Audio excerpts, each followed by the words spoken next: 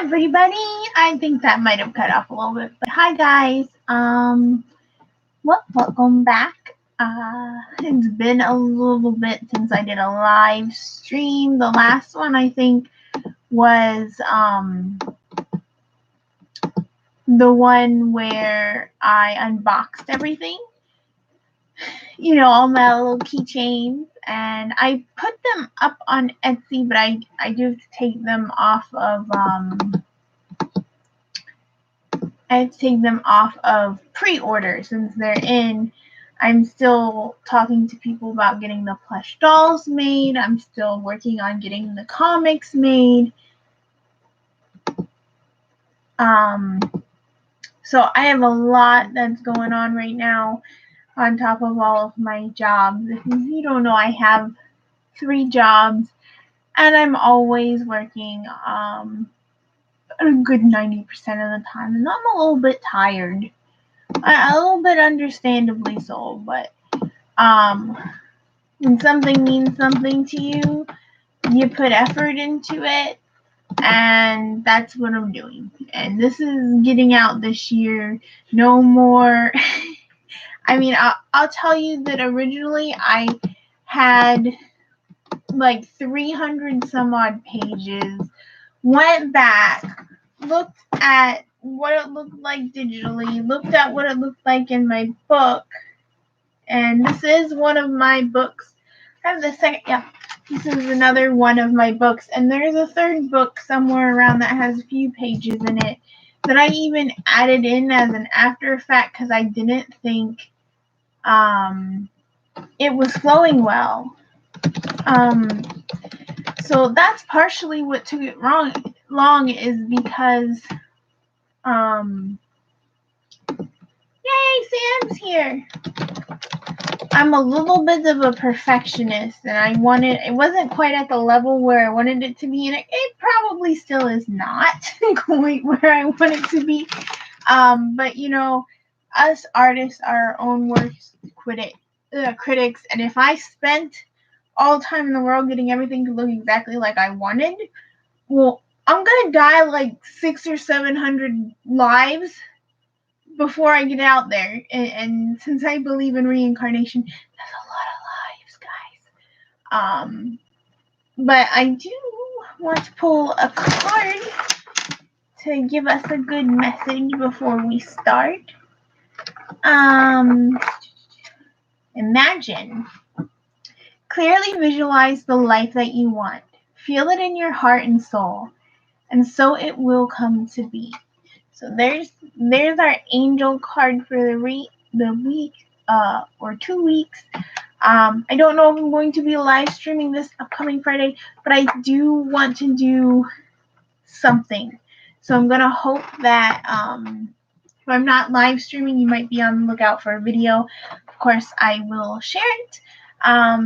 I do have to give a shout out to my Patreons. I have 3 of them.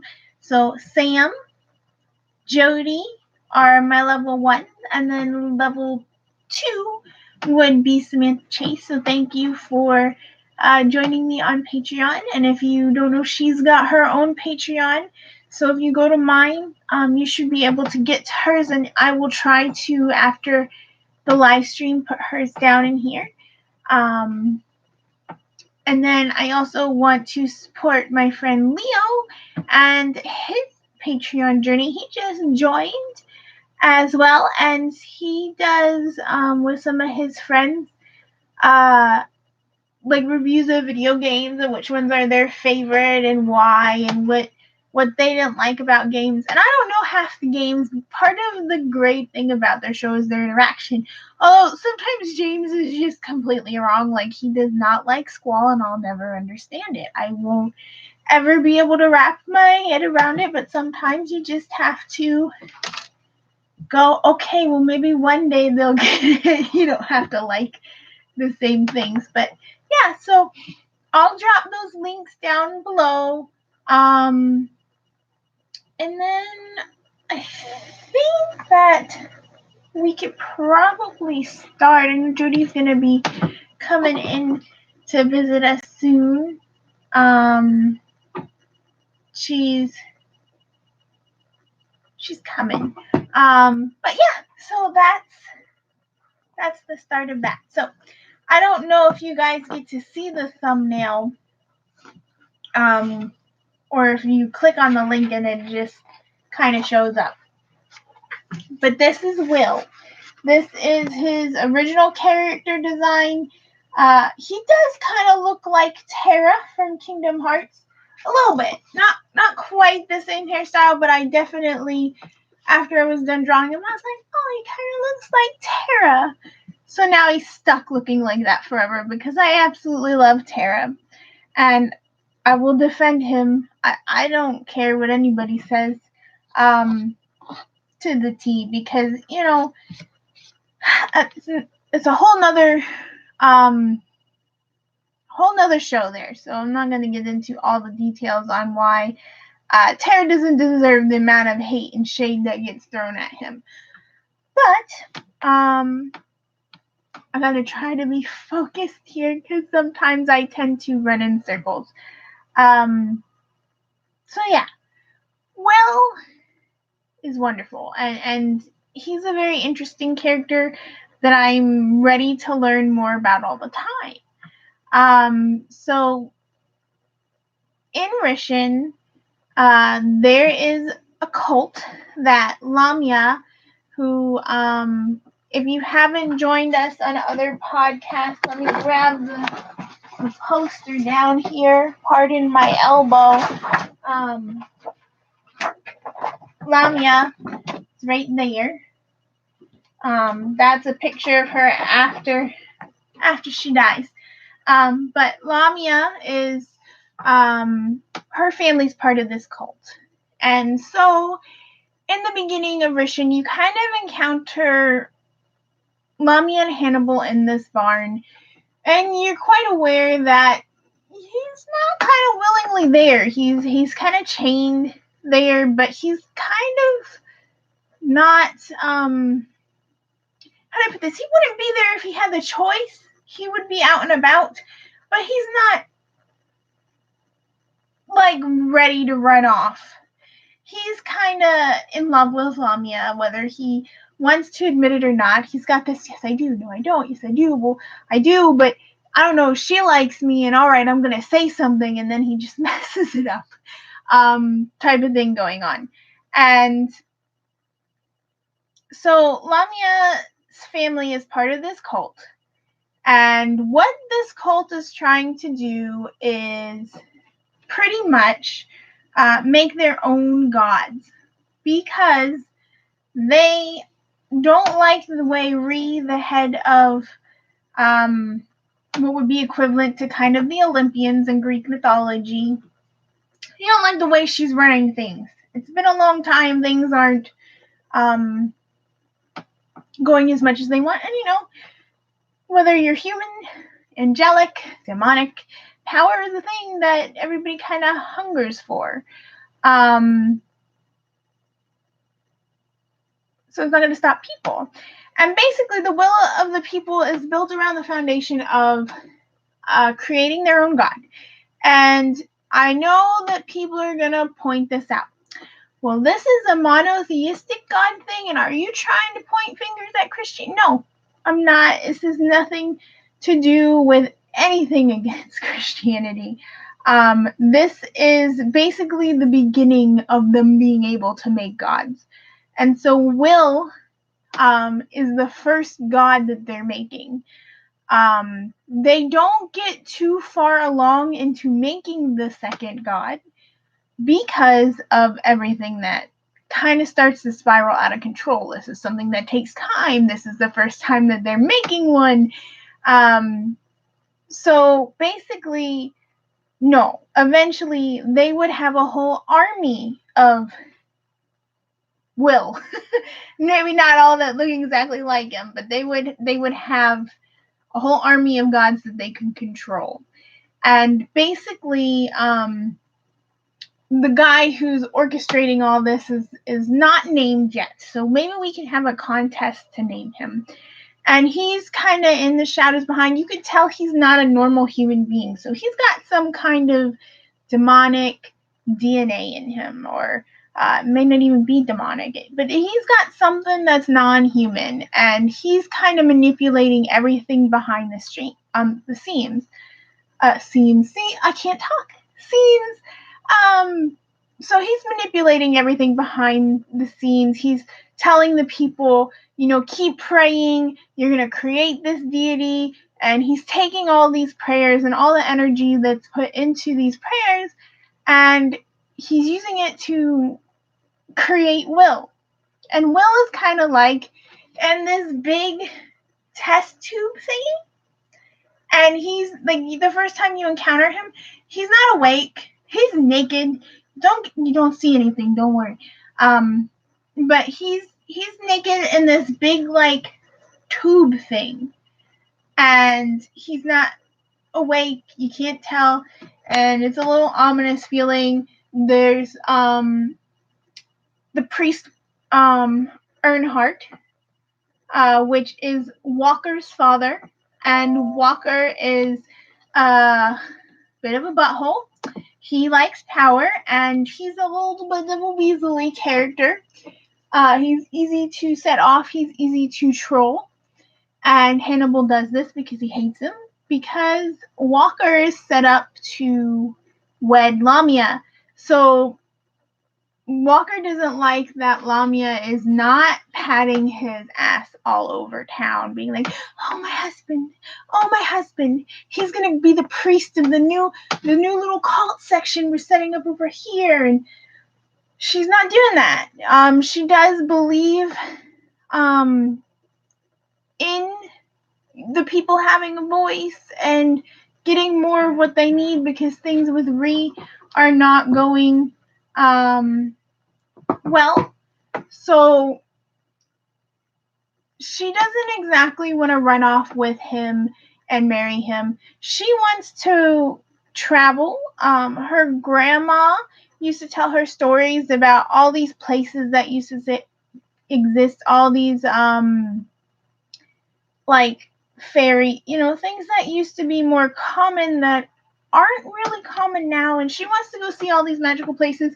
And Hannibal's entire world has been surrounded by Lamia, because she saved him when he was little. He's dependent on her for food. She comes and feeds him, stuff like that. So this cult hates Rhissin with a passion. Hates Comorian, hates Rhissin, but they don't gotta worry about Comorian because they're all sealed away. The Rhissin is the problem. Rhi is the problem. And so they're creating Will.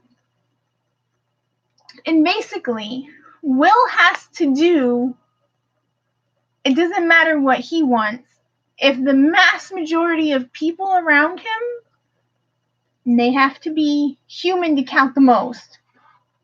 If the mass majority of people around him say, hey, tie that baby to a fan and watch it spin around, even if he's like, dude, that's messed up, he literally will lose control and have to do that. So it's perfectly planned for the gentleman who is manipulating this cult to pretty much have control over Will. And Will be in and out of the story. He's going to fight the Rhissin, fight the Comorian, fight the angel. He will fight anything that the church pretty much sends him off to. And the thing is he has a normal mode where he can listen, he can observe, but he has no real ability to do anything for himself. It's a little hard for him, and it's not something at first he really thinks about, but as you go on through the story and he listens to things like Lamia have to say, as he sees what these cult members are asking him to do, what's going on with the Rhissin, the angels, the demon, what's going on with everybody, he kind of starts to form his own opinion, and he kind of wants his own will. And what's neat is in the beginning, before the church starts taking on like this big, massive following. Like, they're pretty big right now, but when the Komorians start to come out, they're gonna get bigger. They're gonna get bigger and they're gonna spread real quick like wildfire. Because people were gonna run to them out of fear. And pretty much he'll be able to, in the beginning, if 20 people sent him on the mission to punch Hannibal in the face, but he's away from them long enough, you could technically be like 10 people there who say, hey, Will, don't punch Hannibal in the face. And he can't do it. He'll just stop and he'll be like, oh, okay, my order's been overridden. More people closer to me want this to happen than the 20 people that's further away. But as they get bigger, as more of their energy flows into him, he has less and less ability to be like, no, I'm not going to do that.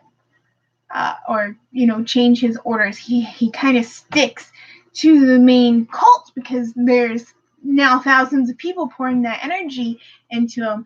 And he actually becomes pretty good friends with Lamia. Hannibal is okay with him. I don't think Albo likes him, but Albo doesn't like anybody, so that's not new. And Apollo just loves everyone, so he's like, oh, okay, that's weird, but yeah, we can be friends. So that's kind of like the basis of the cult. The cult just wants to rule humankind as humankind. Now, a lot of the cult members are under the impression that it's going to be a peaceful place after they get rid of the older gods. And they're going to have this army of wills and things are going to go exactly how they want them, but that's not true because the guy who is manipulating everything is going to be totally in power, and he's going to continue to manipulate them for a long time if he gets his way. But whether or not Will gets a free will or their cult has a place in the new world once the apocalypse hits is something that we have to discover as the story progresses. Because, and I say this, nobody is safe. People are people, gods, goddesses, godlings. None of them are safe.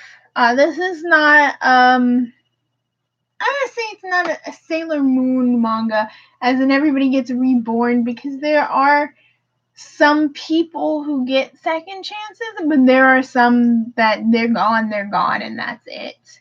But yeah, that's pretty much the will of the people's place. Is they are an up and coming movement to replace the gods for their own intentions, and while most people have good intentions, the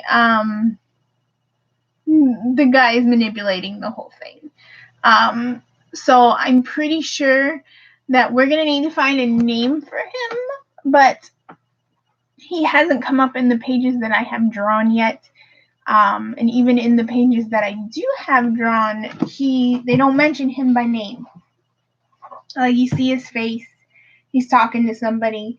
And I probably should have a name for him by now, but like it was more important to work on like other characters because his bigger parts come up later on. He kind of becomes Lamia's main nemesis. I was going to see if I can find any other pictures from that section I have in the 300-page area, but since there's so many pages, it's a little bit... I think this is the one where Apollo has some trouble. Oh, there's the frog. Oh, yeah, the frog. Oh, and the potato vision. Where did it go? I just had the potato vision, and it's gone now. I'm sorry. I get excited when I look back through the original sketches. There's the female bat monster, Sierra. I don't know where it is. I do have a picture of Miri I can share though. Because we love Miri. So there's Miri. There's a little butt there, but I still think it's not so bad. I love her.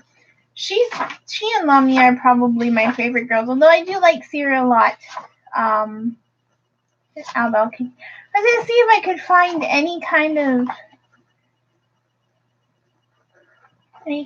thing, but I guess that's pretty much it. It doesn't have to be a super long live stream.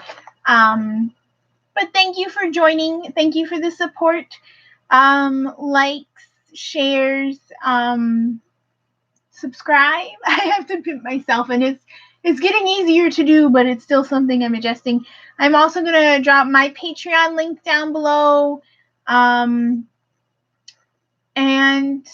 my Etsy store.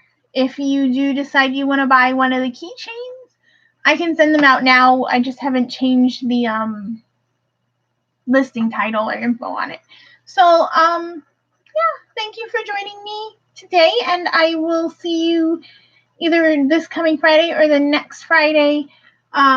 We'll talk about Miri some, and then the last character we'll talk about is Sierra for a little bit. I'm not exactly sure if we're gonna get too much into Emmy, but he'll probably be in there soon. That's it. Thank you guys for coming. I appreciate you. Yes, end it.